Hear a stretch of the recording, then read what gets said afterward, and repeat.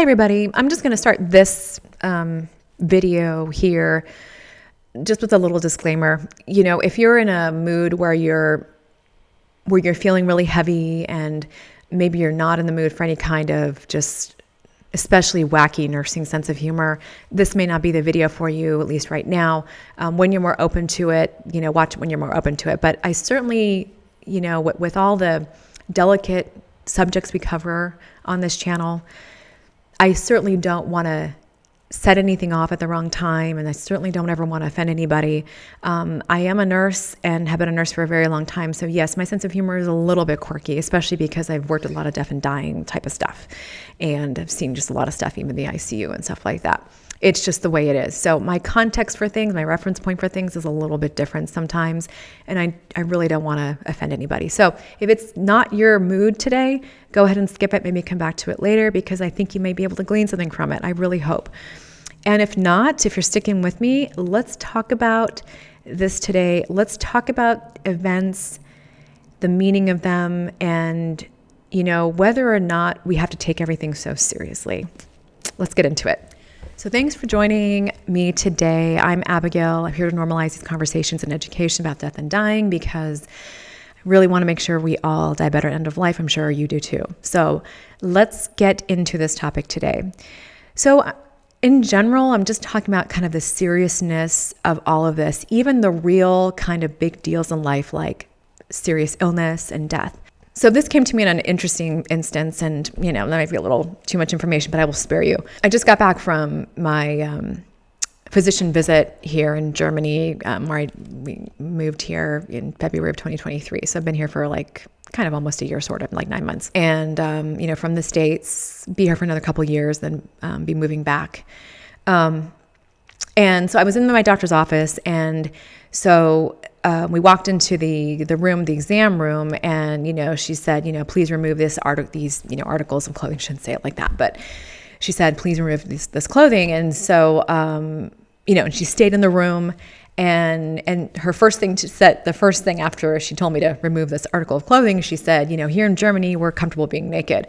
And, I laugh because I remember feeling the discomfort of oh, wait. So I'm basically removing this part of clothing and I'm walking around, to the exam table, just without this clothing. And now I'm a nurse. I've seen a lot of naked bodies. I've seen a lot of naked butts, a lot of naked private parts, a lot of naked whatever. I've seen a lot of naked stuff. I have no judgment at all. They're human bodies. They do amazing things. They carry us throughout our whole life. And my body, is going to be, first of all, dead and decomposing at the end of life. So, and it's carrying me through this life. So just, first of all, just appreciate it. I mean, it's given me a lot of grief, with my illness stuff for the last few years. But that's a story for another day. But anyway, as I was, on the exam table and, the parts of my body that are usually clothed were exposed to the room air, I was just kind of thinking about it. And, at the end of it all, of course, I have a sense of humor, this is just kind of funny and it's not bothering her. Why am I letting it bother me? But she's just going to go on to the next patient, not even give it a second thought. We really worry too much about what people think because people really don't care as much as we think they do. So anyway, so as I was being examined in Germany by the, we're comfortable with naked, wonderful doctor. I have an amazing doctor here. I'm so lucky, and she speaks English and everything. So ladies, if you are looking for a doctor in Germany, let me know. I can give you that information. She is fantastic. So anyway, as I was getting examined, I just started to think about events and moments.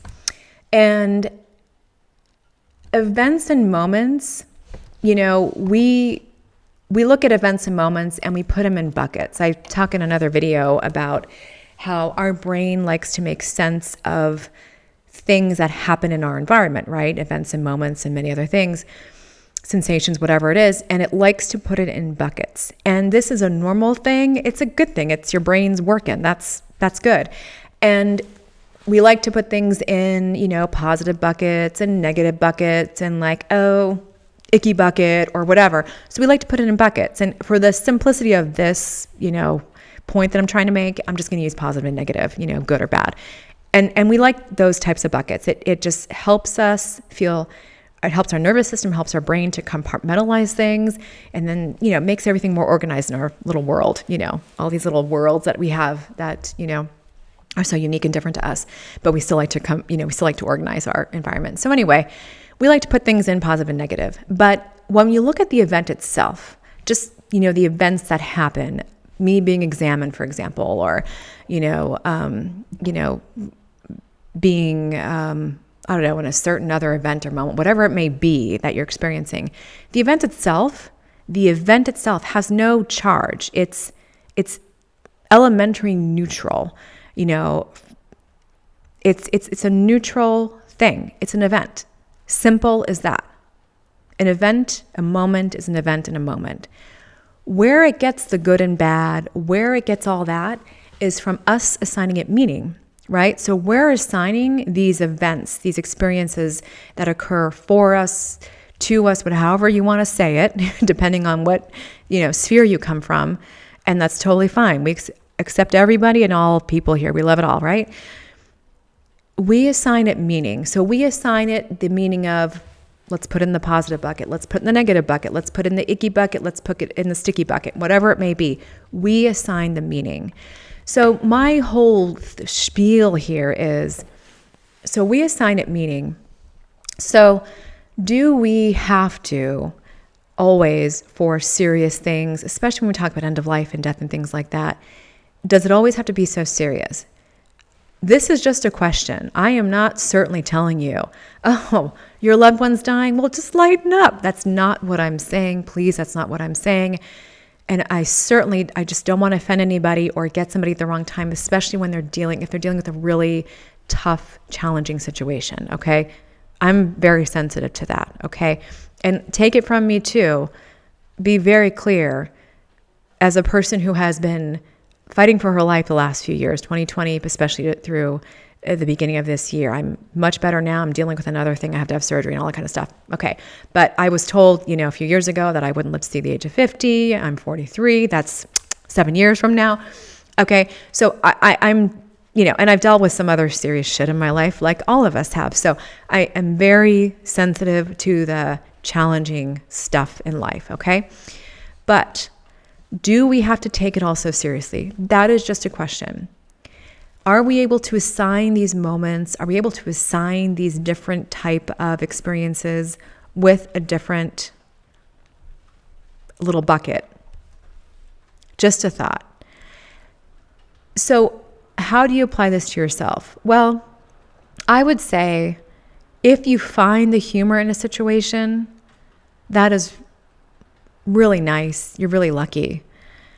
Because even in these tough situations, humor often does diffuse all the tension, the pressure of it all.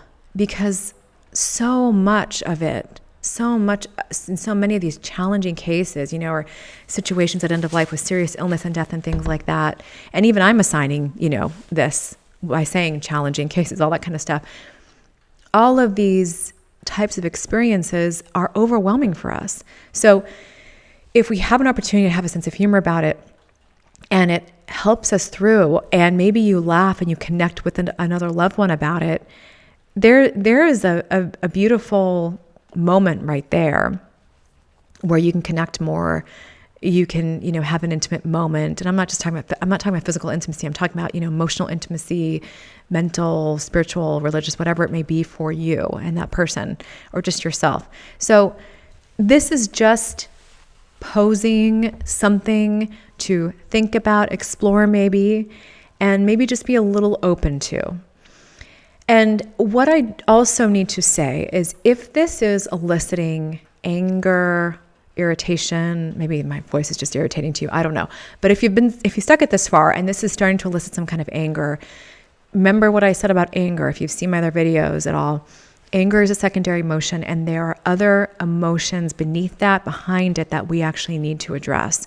So usually under anger, we are dealing with an emotion of grief, of fear, of anxiety, of sadness. Usually it's kind of that type of emotion. It could be other things, but it's usually those kinds of things, those kinds of emotions, okay? Those aren't bad emotions, they're healthy emotions, just like anger, because these are all revealing to us what we need to pay attention to and what we actually need to delve into a little bit. So if I am eliciting any type of anger, just remember, there could be some fear behind that. There could be some grief behind that. There could be regret behind it, okay? All of these feelings are healthy and they're normal, but please make sure that you take care of yourself and those feelings and you address them with the appropriate professionals. And certainly, if you or a loved one are approaching end of life, make sure that if you have a serious illness, you're working not only with your medical professionals, but you're working with palliative care. And if you're at end of life and you're terminal, make sure you're working with hospice care. And if you need to supplement, if you have the resources, work with another therapist, whatever it is that's going to help you, okay? Let me know what you think. I always want to just know what you think because I want to make sure. I know I say it, I know you may be tired of me repeating myself at the end of these videos, but I really mean it. I want to know what you think because I really want to make sure that we get the information we need for you. So let's continue to normalize these conversations and education about death and dying so we die better at the end of life. Let me know how I can help you. Let me know if anything was unclear, if we need to expand more, blah, blah, blah, blah, blah. I'm here for you, and that's all I want to do for you. I will talk to you soon. Love you all.